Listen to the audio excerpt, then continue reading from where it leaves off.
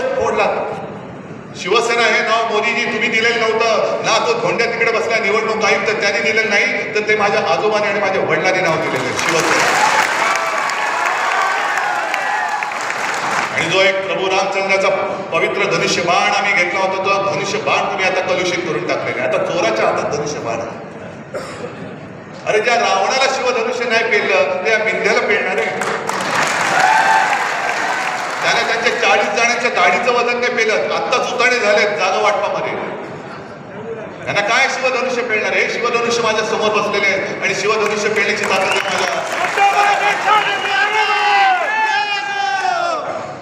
पण तुम्ही शेतकरी सगळे इकडे आहात. किती आहात शेतकरी? अरे एवढे आहात ना, मग घाबरता कशाला? एवढे आहात ना. म्हणजे मी तुम्हाला सांगितलं की पुन्हा मोदी सरकारला दिल्लीत येऊ द्यायचं नाही, शपथ घेणार काय? आणि आजूबाजूला सुद्धा सांगायला पाहिजे की हे बघा आता काय चाललंय. निवडणुकीच्या तोंडावरती शेतकऱ्यांना तुम्ही अडवताय दिल्लीत. आता निवडणुकीमध्ये आम्ही मोदींना सुद्धा अडवणार. आम्ही दिल्लीत त्याला येऊ देणार नाही, जाऊ देणार नाही. आमच्या गावातलं एक सुद्धा मत मोदी सरकारचं कोणी उभं राहिलं तरी आम्ही देणार नाही. मोदींचा कोणी उमेदवार उभा राहिला, भाजपचा कोणी उमेदवार राहिला सरकारला मत देणार नाही.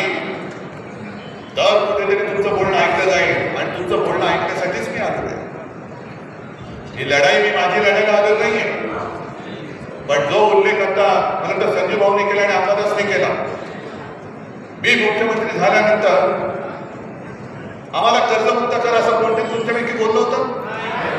तरी देखील मी प्रामाणिकपणाने कर्तव्य म्हणून माझ्या नागपूरच्या पहिल्या अधिवेशनात 2 लाखापर्यंतची पीक कर्जवरीची माफ केली. आणि प्रत्येक ठिकाणी विचारतो तुम्हाला मिळाले होते की नव्हते, तुम्ही सांगा.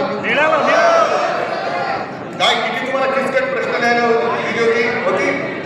2 वेळा फक्त तुमची सही किंवा अंगठा आणि याच्यावरती तुमच्या खात्यात पैसे जमा झाले होते की नाही एवढं मला सांगा बस. 2.5 वर्षामध्ये अनेक संकट आली होती. कोरोना तर बसलाच होता लोकांनी, पण इतर सुद्धा नैसर्गिक आपत्ती आल्या. काही ठिकाणी अवकाळी पाऊस झाला, काही ठिकाणी सततधार पाऊस झाला. त्या वेळेला केंद्राच्या त्या निकषाच्या बाहेर जाऊन केलेली मदत तुमच्यापर्यंत पोहोचली होती की नव्हती तेवढं सांगा. आता जे चाललंय मला माहितीच नव्हतं की त्यावेळेला किती भाव वाढलाय. पण म्हटलं आता झाला कापसाला एवढा मिळतोय, सोयाबीनला मिळतोय, हा मिळत राहणार. पण तो भाव आता अर्ध्यावर कमी झालेला आहे. बरं याच परिसरामध्ये हा सगळा विदर्भाचा पट्टा आहे कापूस पिकवणारा. सरकारने जे जाहीर केले की हमी भावापेक्षा कमी दरात जर कोणी खरेदी केली कापसाची तर त्याच्यावरती गुन्हे दाखल केले जातील सांगितले ना.